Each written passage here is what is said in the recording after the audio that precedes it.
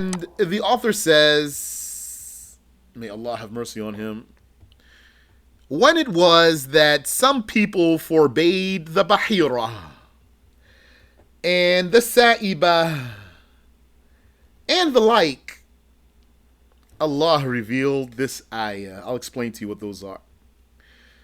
يا أيها الناس كلوا مما في الأرض حلالا طيبا. O people, eat from what is edible in the earth while lawful and conspicuously good, obviously good, not doubtfully. Yani, eat anything that's edible, whatever Allah made lawful for you to eat. Don't forbid what Allah did not forbid. Like some people, they forbade some animals that they gave these animals categories that Allah Ta'ala did not give them. And this goes back to the old Arab religion here. Yani, these are some animals that the Arabs, let me keep it short here. I really actually don't want to read now these footnotes. When we get, inshallah, by Allah's permission, if He enables us, when we get to Surat Al-An'am, then all this is going to come clear.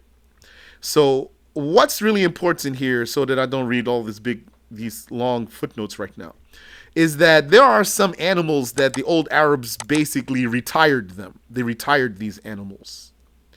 So they made them forbidden to ride and they made them forbidden to eat. But in some way that they had, according to some system or customs that they had, some things they would still eat, sometimes they wouldn't eat.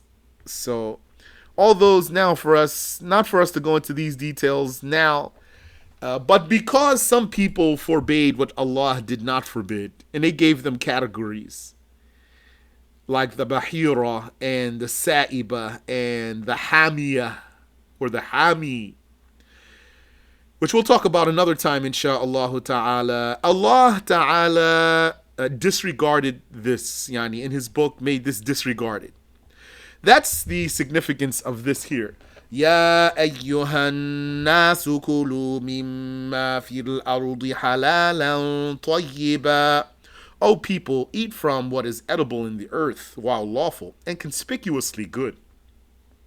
Yani, Allah made it lawful to eat camels, then eat the camel if you slaughter it, no problem. Don't regard that non-Islamic custom and then deem this camel haram, or deem this sheep haram, or deem this cow haram. Eat whatever Allah made lawful and conspicuously good. Conspicuously good, conspicuous means obvious, not dubious, not doubtful, not suspicious. But there's really an important case you need to know here that a lot of people have misunderstood when it comes to this issue, which is this. Is it permissible to eat any food? I'm going to answer. Is it permissible to eat any kind of food that you doubt about if it's halal or not? Or if you doubt about something, you must refrain from it 100% of the time. You can never eat anything while you doubt about it. What's correct is you can eat anything, even while doubting about it, except meat, except flesh. You can eat what you doubt about while doubting about it, except flesh. When it comes to flesh, you have to not be doubting about if it's halal or not. So what that means is, if you had a piece of bread and you weren't sure, does this bread have haram ingredients? I don't know. Maybe it does, maybe it doesn't. You can eat this bread. Or, for example, you had a chocolate chip cookie and you said, these chocolate chips have some haram ingredient in them? I don't know.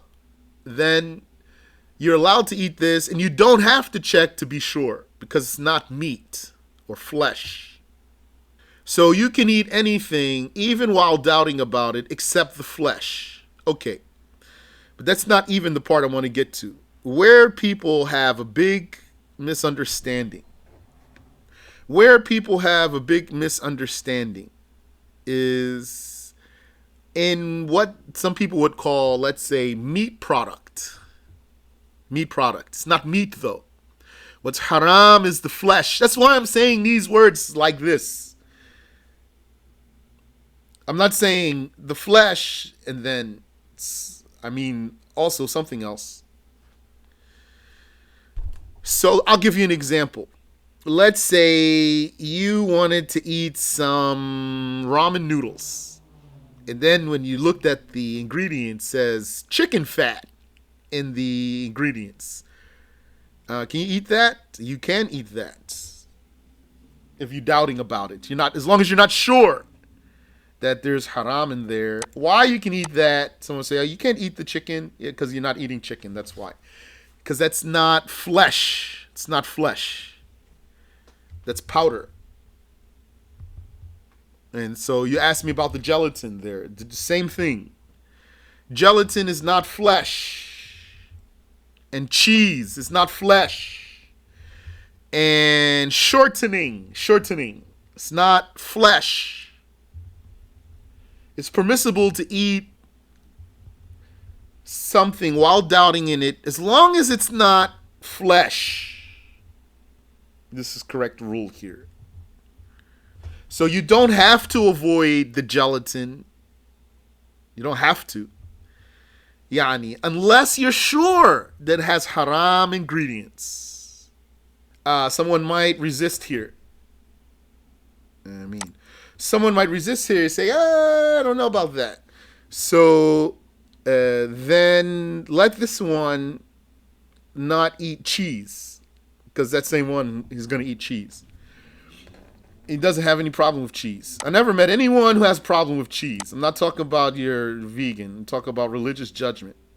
So if someone's skeptical about what I'm saying to you right now, which I'm telling you the correct rule, then this one who's doubtful about what I'm saying, then let this one not eat cheese. Why? Because it's known that cheese has an ingredient. What's that ingredient? Any one of you know? The one that if somebody wants to be consistent, he needs to be, the rennet, which is the, what do they call it? What's another word for that? Enzyme? The enzyme, yes. So they're going to tell you, that enzyme came from the animal, from his stomach or something. So you're going to eat it anyway, though. So can you do it? Can you eat it? Can you eat that cheese? Yes, you can. It's not haram. What if it has enzyme in it? Well, do you know for sure it has haram? If you know for sure it has haram, you cannot eat it. But if you don't know, then you can eat it. And so what's like cheese? Gelatin is like cheese. Shortening is like cheese. And then also other things gonna have the same judgment, like the ramen noodle packet. It says chicken flavor or beef flavor or something. That powder, that's not meat. That's a powder. They told you there's something in there. Maybe there is, maybe there isn't. So the rule here is whether you doubt or not. If you doubt about that, then you can eat it as long as it's not flesh. If you have flesh and you doubt about it, you cannot eat it. Flesh includes skin and fat. Haram will be haram for you to eat it. Major sin. So that's the rule when it comes to eating food that you're doubtful about it. If you have any question, feel free. يا أيها الناس كلوا مما في الأرض حلالا طيبا. O people, eat from what is edible in the earth while lawful and conspicuously good. ولا تتبعوا خطوات الشيطان. And do not follow the footsteps of the devil by legalizing and illegalizing from yourselves. According to Tabari, they're deeming things lawful or unlawful for themselves, like the bahira. And the sa'iba is obedience to the promptings of the devil. إِنَّهُ لَكُمْ عَدُوٌّ مُبِينٌ. Surely he is for you a clear enemy, an open enemy, the devil. So do not obey him. That goes for people who have waswas, if you're amongst those. Amongst the people that I am most amazed by, perplexed by are people who know they have the whispers and they listen to the whispers anyway. They know it's the whispers and they still listen to it anyway. You know that's the devil talking to you. Why are you going to listen to him? I can see if you wasn't sure if that was the whispers, you know it's the whispers. So what's wrong with you? وَلَا تَتَّبِعُوا خُطُوَاتِ الشَّيْطَانِ And do not follow the footsteps of the devil. إِنَّهُ لَكُمْ عَدُوٌّ مُبِينٌ Surely he is for you a clear enemy. As clarification of why one should not follow the devil and of his open hostility for the human, and as clarification of the devil's open hostility for the human, Allah says, إِنَّمَا يَأْمُرُكُمْ بِالسُّوءِ وَالْفَحْشَاءِ He only commands you with ugly sin and the heinous deeds. So you're not going to listen to him. وَأَن تَقُولُوا عَلَى اللَّهِ مَا لَا تَعْلَمُونَ And that you say against Allah what you do not know. That's what he commands you to do.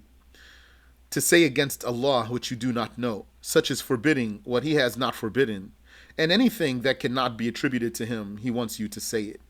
He orders you to say it. And that's why there would be some people, they would say, God said, just from themselves. Just that easy. So one needs to refrain from that. And when we say Allah says, and then we read these ayat, it does not mean that Allah speaks Arabic language. It means that Allah revealed these. This is the revelation from Allah that tells us what he says with his uncreated speech. Not that he speaks in Arabic actually. وَإِذَا قِيلَ لَهُمُ اتَّبِعُوا مَا أَنزَلَ اللَّهُ And when it was said to the people, follow the monotheism and the lawful that Allah has revealed. قَالُوا بَلْ نَتَّبِعُ مَا أَلْفَيْنَا عَلَيْهِ آبَاءَنَا They say, no, rather we follow what we found our fathers upon, because they are better and wiser than you. أَوَلَوْ كَانَ آبَاؤُهُمْ لَا يَعْقِلُونَ شَيْئًا وَلَا يَهْتَدُونَ Do they follow them, those fathers of theirs and forefathers, even if their fathers did not understand anything of the correct religion, nor were they guided to the truth? Because that's what the kafir would do. He will follow his fathers even if they didn't know anything, they didn't have knowledge, and they weren't guided. وَمَثَلُ الَّذِينَ كَفَرُوا كَمَثَلِ الَّذِي يَنْعِقُ بِمَا لَا يَسْمَعُ إِلَّا دُعَاءً وَنِدَاءً And the example of the believer who calls those who disbelieved is like the example of one who calls out to the animal, which does not hear more than a call and a cry. That means if Allah didn't will for that disbeliever to understand, and to comprehend and to be guided, if Allah didn't enable him to see and hear, even though he can really hear, he's not literally deaf, but Allah doesn't enable him to hear. And he's not literally blind, but Allah doesn't enable him to see.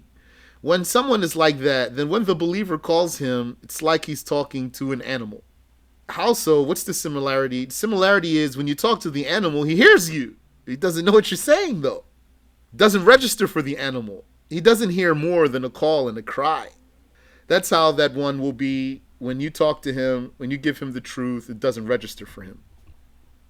صُمٌّ بُكْمٌ عُمْيٌ فَهُمْ لَا يَعْقِلُونَ They are deaf from hearing the truth, mute from saying what is correct, blind from the path of truth, so they do not understand the admonition. يَا أَيُّهَا الَّذِينَ آمَنُوا كُلُوا مِن طَيِّبَاتِ مَا رَزَقْنَاكُمْ O those who have believed, eat from the appealing, lawful goods that we have provided for you. Yani, you can eat it if it's delicious. You don't have to refrain from some food if it is delicious to you. But the pious people would do that, but they're not obligated to do that. It's not disliked to enjoy the flavor of something that tastes good. وَاشْكُرُوا لِلَّهِ إِن كُنتُمْ إِيَّاهُ تَعْبُدُونَ. And thank Allah for what He made lawful for you, if Him it is that you worship. إِنَّمَا حَرَّمَ عَلَيْكُمُ الْمَيْتَةَ. He has only forbidden you what is already dead, without a sanctioned killing, except fish and locusts. So the way we have it worded here, what is already dead? Al-Mayta. So I hope that's clear for a person. Means the animal was already dead. Like, you came across it, and it's a bird fell out of the trees, dead on the ground. You can't take that and go eat it. Or something, a deer was dead already when you encountered it. You can't take that and go eat it. That's what's meant by it's dead. إِنَّمَا حَرَّمَ عَلَيْكُمُ الْمَيْتَةَ. Rather, it needs to be slaughtered properly or killed by some sanctioned killing for you to eat it. Except except fish and locusts. Those, you can eat them without any particular technique of killing them. Fish and locusts don't need any special technique to kill them so that you can, or that they should die by that technique, and then you can eat them. You can eat them anyway. But other than fish and locusts, they do need special technique to make their flesh lawful for us. So if that animal is one that can't run away from you, then you must cut its throat, cutting the food pipe and the air pipe. And it's recommended to cut the jugular veins too. But if you don't cut the jugular veins, still valid as long as you cut the food pipe and the air pipe. If it's something you can't catch, like it'll run away from you because it's fast or flies, then you can get it another way, like shooting it with an arrow or sending a trained animal after it. A trained dog or a trained leopard or cheetah or a trained hawk or falcon.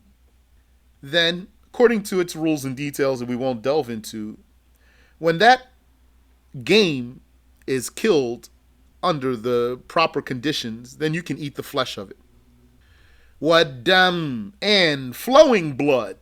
So now the ayah itself says addam, blood. And the meaning is the flowing blood. The flowing blood is the blood that will erupt from the gash. The blood that erupts from a gash. This blood, you cannot eat it. As opposed to what? As opposed to the liver, that's solid blood. Solid blood. The spleen, that also is solid blood. It's lawful for us to eat those. And the blood that is in the meat is saturated in blood. Meaning, what we mean here is, we know when you cut the meat up, and then let's say you have chunks of meat on your counter, then you know the blood comes out of there, doesn't it? That means there's blood in there.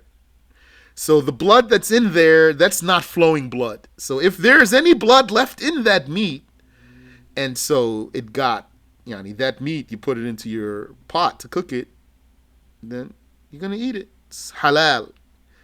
Whatever blood might still be inside that meat, it's not haram for you if you ate that. You said rare and medium rare are halal. That's different from blood. That's just talking about how well the meat is cooked.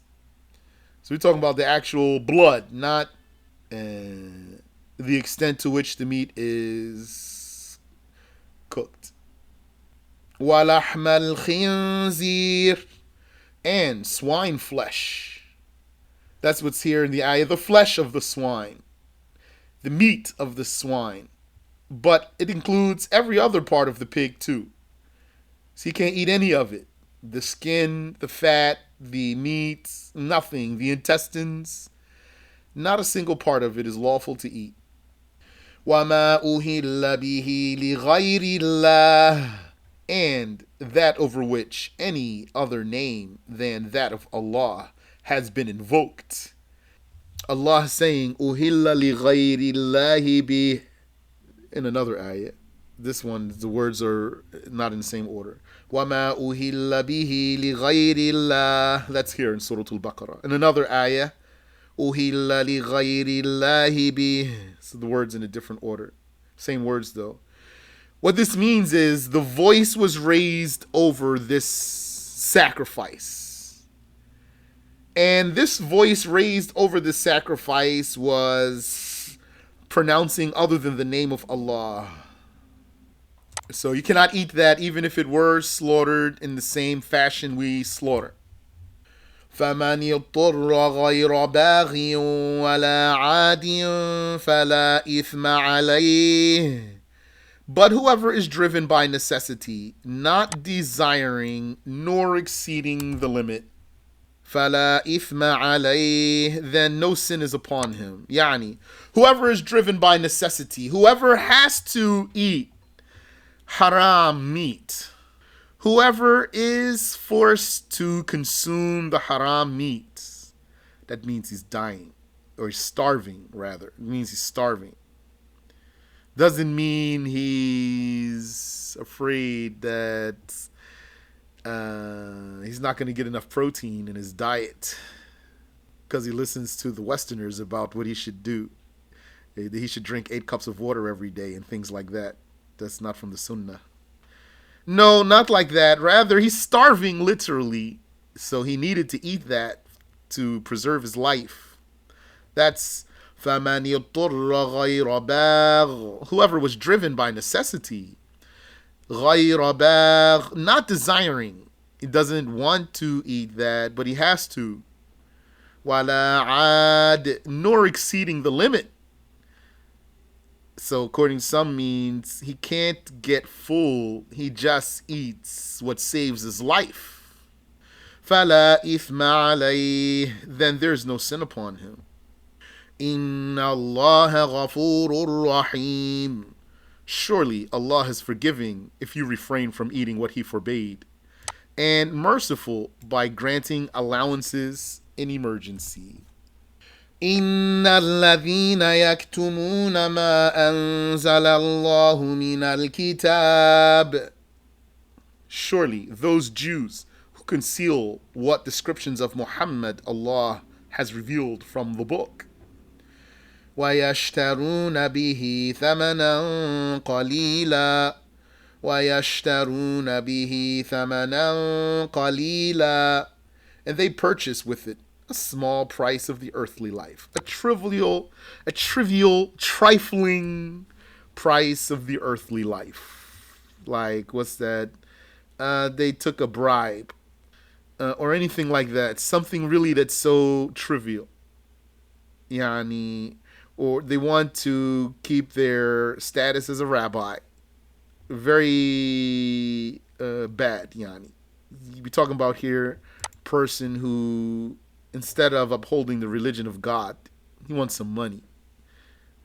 Or instead of upholding the religion of God, he wants people to look at him and listen to him and smile at him and pay attention to him and look up to him. أولئك ما يأكلون في بطونهم إلا النار. أولئك ما يأكلون في بطونهم إلا النار. Those fill their bellies with nothing but what leads to the fire. ولا يكلمهم الله يوم القيامة. And Allah will not speak delightful speech to them on resurrection day. But very literally the ayah is saying Allah will not speak to them. But doesn't mean Allah will not speak to them at all, because the Prophet sallallahu alaihi wasallam said in an authentic hadith, ما منكم من أحد إلا سيكلمه ربه يوم القيامة. There is not one of you, but that his Lord shall speak to him on resurrection day. ليس بينه وبينه ترجمان, without there being between him and his Lord any interpreter. He won't need anyone to explain for him. He won't need a prophet to convey that to him. He won't need an angel to tell him what God says. He will hear the speech of Allah tabaraka wa ta'ala personally, and he will understand whatever Allah willed for him to understand.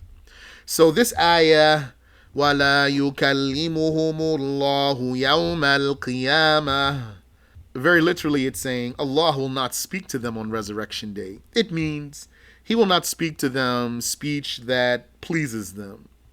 Rather, they will be disturbed by that. The case of the kafir on judgment day, when he hears the speech of Allah, he will be so disturbed that if he could die, he would die. But there's no death after resurrection. After you come back to life, you will never die again, and you will never sleep again. There's no sleep in the afterlife. Neither in the garden nor in the fire. No sleep. So I remind myself and I remind you. No death and not even any sleep. So it means then if you're not going to go to sleep, if you're not going to fall asleep, like imagine if you had really horrible time. It's the worst days of your life. And you're so depressed and sad. What might you want to do? You want to go to sleep, because it takes your mind off of your troubles until you wake up, and then comes right back to you as soon as you open your eyes. So then you went to sleep. In this dunya, that's something one might do to escape his troubles. Go to sleep. So if you're not going to sleep ever in the afterlife, then you don't want to be in hell. Right? You don't want to be there and you're never going to sleep. You're always going to be woke, always conscious, always alive. So I ask Allah to admit us into the garden without torture. Ameen. وَلَا يُزَكِّيهِمْ, nor will he purify them from the filth of their sins. وَلَهُمْ عَذَابٌ أَلِيمٌ, and theirs is a painful torture, an agonizing torture, an excruciating torture. أُولَٰئِكَ الَّذِينَ اشْتَرَوُا الضَّلَالَةَ بِالْهُدَىٰ. Subhanallah. You think about that excruciating torture of the afterlife, because it's going to be something that its enormity is many, many, many times greater than anything in this dunya. We are now so sad for our brothers and sisters in Gaza and in other places. And our hearts are torn for what they suffer. And this suffering is nothing compared to afterlife. Subhanallah wa bihamdi. May Allah have mercy on them and forgive them and raise their ranks and gather them in the garden with their families. Ameen. أولئك الذين اشتروا الضلالة بالهدى والعذاب بالمغفرة. They are those who buy the misguidance in the earthly life with the guidance. Yani, any guidance that they could use and benefit from and keep for themselves, they give it away to take instead of it misguidance. May Allah protect us. And the torture of the afterlife with the forgiveness they would have, the forgiveness they would have had if they had not concealed the Prophet's description. They exchange the torture, yani they give away, they relinquish the forgiveness so that they can get the torture. They're paying for the torture, and the money they're spending is the forgiveness. So that shows you the bad deals. What a bad deal they're making. Didn't Allah say in the beginning of Surat Al-Baqarah, فَمَا رَبِحَتْ تِجَارَتُهُمْ, their trade did not profit. This is what we're talking about. That's what the ayah refers to. This. this concept here. فَمَا أَصْبَرَهُمْ عَلَى النَّارِ. So what was it that emboldened them to do what leads them to the fire? So the way we have this explained here, that's a question. فَمَا أَصْبَرَهُمْ عَلَى النَّارِ. What? As an interrogative word. What أصبرهم made them endure? Yani what emboldened them? على النار, over the fire. What emboldened them to do what leads them to the fire? That's if it is a question. But there's another way to interpret the ayah. So according to An-Nasafi, this is a question for scolding.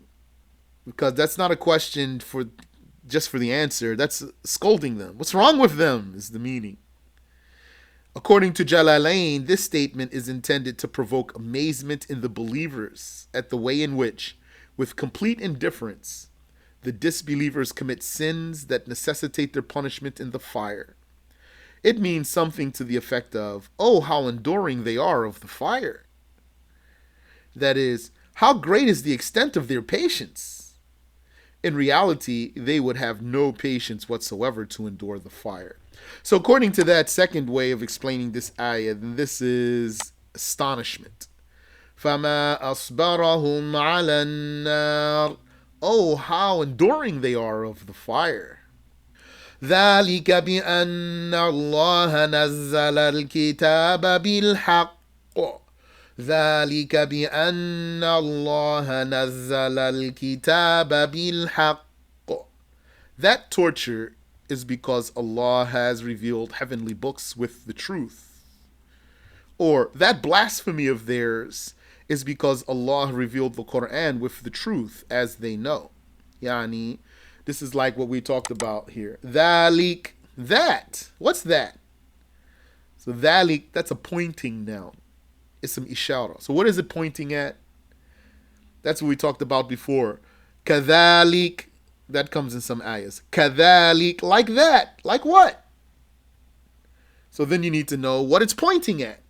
Where to direct the pointing. So according to what we have here in the body of our text, it's pointing at the torture. That torture is because Allah has revealed heavenly books with the truth. And according to another tafsir, it's pointing at the blasphemy. That blasphemy of theirs is because Allah revealed the Quran with the truth. ذَلِكَ بِأَنَّ اللَّهَ نَزَّلَ الْكِتَابَ بِالْحَقِّ وَإِنَّ الَّذِينَ اخْتَلَفُوا فِي الْكِتَابِ لَفِي شِقَاقٍ بَعِيدٍ. And surely those people of the book who differ about the heavenly books, verifying some and denying others, are in remote opposition. Remote means far. And here we have heavenly books, with an S there, books, though it says Al-Kitab, that's singular form, Al-Kitab. So what's meant by Al-Kitab here is the type. Jinsul Kutub, Jinsul Kutub, the type of the books. It's like you could say, for example, man is an intellectual creature. So that's singular word there. Man, that's a singular. But what's meant by the statement means humans with an S. So similar to that. Because it means jinsul bashar, the type of the human. That's what the statement refers to. You'd say, the horse is a magnificent creature. So horse here means horses with an S. وَإِنَّ الَّذِينَ اخْتَلَفُوا فِي الْكِتَابِ لَفِي شِقَاقٍ بَعِيدٍ. And surely those people of the book who differ about the heavenly books, verifying some and denying others, are in remote opposition. Hizb 3.3. ليس البر أن تولوا وجوهكم قبل المشرق والمغرب. ليس البر أن تولوا وجوهكم قبل المشرق والمغرب. It is not the righteousness that you people of the book turn your faces towards the east and the west, because your rules have been abrogated. So your deeds are not valid without following the laws of Muhammad sallallahu alayhi wasallam. ولكن البر من آمن بالله واليوم الآخر والملائكة والكتاب والنبيين. Rather, the righteousness is the good doing of whoever believed in Allah and the last day and the angels and the book, if it's singular, or the heavenly books as a type. Yani, if it's singular, the book, then it's the Quran in particular. Al-Kitab, meaning Al-Quran. Or if Kitab here means the type, then it means books. And the prophets. That's the righteousness, the good doing of who believes in all of this. وآتى المال على حبه ذوي القربى واليتامى والمساكين وابن السبيل, and voluntarily gave away money while preferring it for himself. That's a big deal there. Give the charity for the sake of Allah, because had you obeyed your own inclination, you'd have kept it for yourself. But you preferred someone over yourself with something that you really wanted for yourself, and you gave it for the sake of Allah. That's the best charity, by the way. The more what you give away is dear to you, the better that charity. But don't be discouraged from giving away in charity something you don't prefer, because still good deed. Yani, just because it's easy for you to give it away because you don't like it, it's still a good deed. So you can still give it away in charity.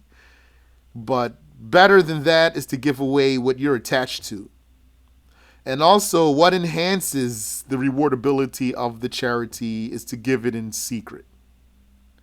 Unless you give that charity openly to encourage the people to give. That's very good deed. Doing that optional deed openly to encourage the people to do it, not to be insincere, but to encourage the people to do it, that's a very good deed. You can correct your intention and do such a thing. Maybe some people don't have the heart for that. They're too afraid they're going to fall into insincerity. And there's other people, they have no issue here. Their hearts are firm, and they can do the good deeds openly, without fear of insincerity, to encourage the others to do so also. وَآتَى الْمَالَ عَلَى حُبِّهِ, and voluntarily gave away money while preferring it for himself. Gave it to whom? ذَوِي الْقُرْبَى وَالْيَتَامَى وَالْمَسَاكِينَ وَابْنَ السَّبِيلِ وَالسَّائِلِينَ وَفِي الرِّقَابِ, to the near of kin. That's the best to give charity to, the relative. And the orphans, and the needy, and the stranded travelers, and the beggars, and the slaves. And who's like slaves, like the prisoners who need assistance purchasing their freedom. وَأَقَامَ الصَّلَاةَ وَآتَى الزَّكَاةَ, and he is the one who observed the prayer and gave the zakah. وَالْمُوفُونَ بِعَهْدِهِمْ إِذَا عَاهَدُوا, and they are the fulfillers of their promise when they promise Allah or the people. That's so important. If you want to be a thorough person, if you want to be a decent person, do what you say you're going to do. If you promise someone, and I remind myself, if you promise someone, do it. Even if you don't feel like it. You maybe at the time you thought you could do it. Now it's time for you to do it. You don't want to do it. Now don't be a sucker and then you don't do it after you promised you would. Be loyal to your own word. Let your word be gold. I ask Allah to enable me and to enable you. We're not Jews. We are Muslims. Subhanallah wa bihamdih. وَالصَّابِرِينَ فِي الْبَأْسَاءِ وَالضَّرَّاءِ وَحِينَ الْبَأْسِ, And Allah praises those patient during dire poverty and affliction and during the heat of battle. أولئك الذين صدقوا. Those described as mentioned are those who are honest in religion. Yani, they are the loyal ones. وَأُولَئِكَ هُمُ الْمُتَّقُونَ. And those, they are the God-fearing. And here, by the way, what's mentioned here in this ayah, these are descriptions of the perfect believer, the perfect believer. Because a person, he becomes a believer or would be a believer if he believes in Allah and His Messenger. If someone believes in Allah and His Messenger, he's a Muslim and he's a believer. But if he wants to be a perfect believer, then let him do what this ayah contains. He believes in Allah and His Messenger, and he believes in all of these important matters: Judgment Day, angels, books, and prophets. And let him give charity that he prefers to keep for himself. Let him target for his charities these types that are mentioned in the ayah. And let him observe his prayers. That means pray all of them on time correctly. And let him fulfill his promises when he promises. And be patient during the dire poverty and the affliction and during the heat of battle. And as they say, when the calamities strike, when times get hard, then that's when you're going to know who are the real men and the real women. When the going gets tough, as they say, the tough get going, those real ones, they are going to be the ones who stand out during those hard times. Those hard times, they weed out the bad ones, the disloyal ones, the ones who weren't really strong and weren't really with you. طيب. I thought we'd get further.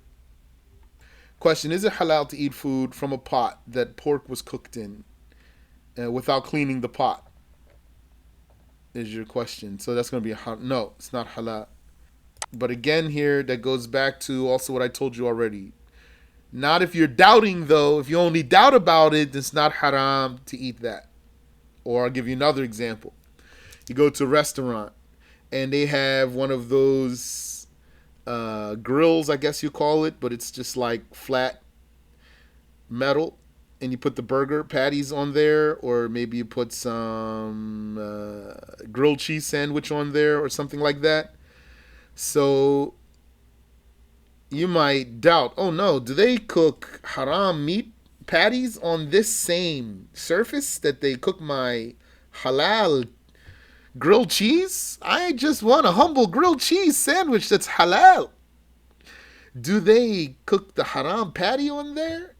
So as long as you're only doubting and you're not sure, then you are allowed to eat that.